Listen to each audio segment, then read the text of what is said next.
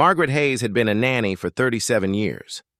She had cared for dozens of children in her time, each one leaving a small imprint on her heart, but nothing quite prepared her for the day she walked into the mansion of Thomas Caldwell, one of Boston's wealthiest real estate developers. Thomas was a widower.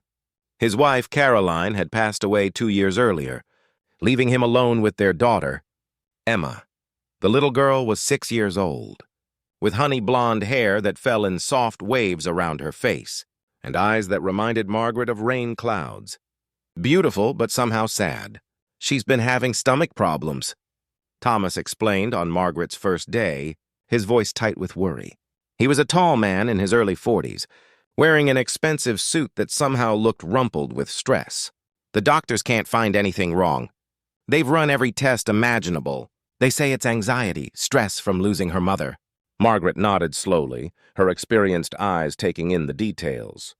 The house was immaculate but sterile, like a museum rather than a home. "And how long has this been going on?" "About 4 months now," Thomas said, running his hand through his dark hair. "She complains of pain every single day.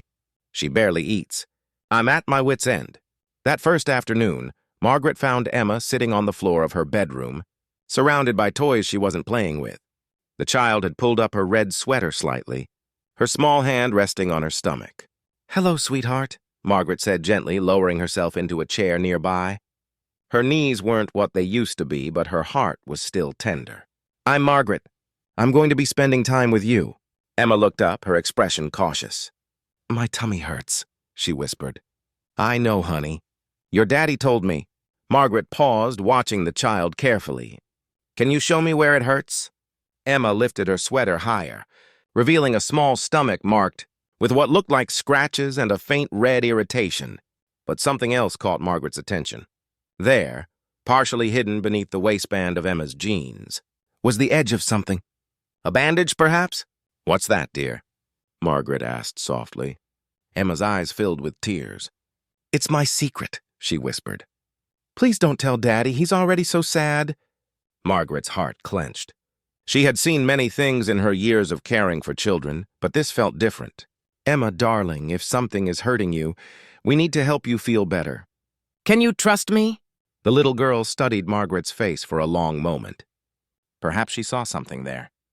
The kindness in the deep lines around her eyes, the gentleness in her weathered hands, the patience that only comes with age and wisdom. Slowly, Emma nodded.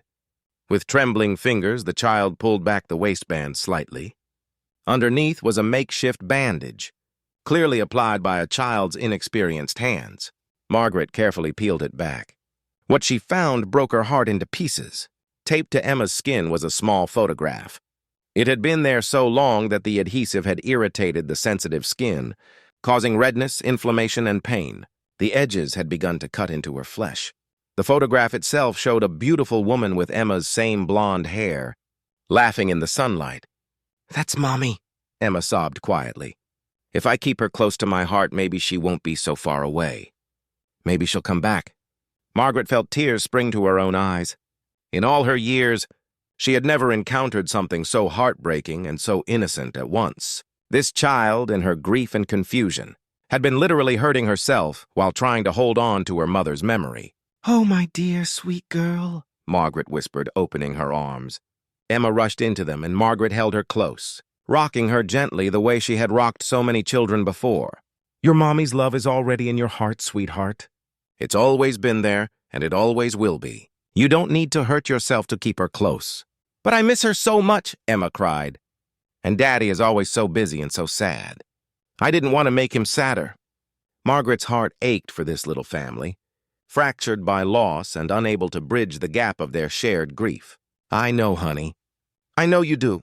But your Mommy wouldn't want you to be in pain. And your Daddy, he needs to know what's been troubling you." Very carefully, very gently, Margaret removed the photograph from Emma's skin. The child winced, but Margaret soothed her with soft words and tender touches. She cleaned the irritated area with warm water and applied a healing ointment from her bag. She had learned long ago to always carry supplies for small emergencies. "Now," Margaret said, holding the photograph carefully, "let's find a better way to keep your Mommy close." and let's tell your daddy what's been happening. He loves you so much, Emma, more than you know."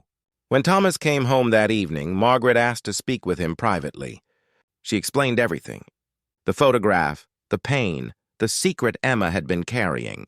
She watched as this strong, successful man broke down in tears, understanding for the first time the depth of his daughter's suffering. "I failed her," he whispered. "I was so buried in my own grief that I didn't see hers." "You didn't fail," Margaret said firmly. "You're here now. That's what matters." Together, they went to Emma. Thomas gathered his daughter in his arms and held her close. "I'm so sorry, baby girl," he said, his voice thick with emotion. "I'm so sorry you felt you had to carry this alone." In the weeks that followed, Margaret watched as the Caldwell household slowly transformed. Thomas began leaving work earlier. He and Emma started having dinner together every night, sharing stories about Caroline, happy memories, funny moments, the love they all still carried. Margaret helped them create a memory corner in the living room, with photographs of Caroline displayed beautifully. Emma could look at her mother's face any time she wanted. Without pain, without secrecy, the little girl's stomach problems disappeared. The doctors had been right that it was physical, but they hadn't known the cause was so literal, so heartbreaking. 3 months later, as Margaret prepared to transition Emma to regular school schedules, Thomas took her hand. "You gave us back to each other," he said simply. "How can I ever thank you?" Margaret smiled. The same gentle smile she'd given countless families over the years. "You already have. You let me be part of your healing. At my age, that's the greatest gift anyone can give." On her last day, Emma gave Margaret a drawing. It showed 3 figures: a small girl, a tall man, and a woman with silver hair between them, all holding hands. Above them, drawn in golden crayon, was an angel with blonde hair. "That's you, Margaret," Emma explained, pointing to the silver-haired figure. "You're the one who helped us put our family back together." Margaret hugged the child close one last time, grateful for a career that had allowed her to witness such moments of grace. She had learned long ago that sometimes the smallest act of paying attention, of truly seeing another person's pain, could change everything. As she walked to her car that evening, Margaret looked back at the mansion. Through the window, she could see Thomas and Emma dancing in the living room, both of them smiling. The house no longer looked like a museum. It looked like a home, and Margaret drove away knowing that the greatest treasures in life were never the ones you could buy, but the ones you could heal one gentle moment at a time.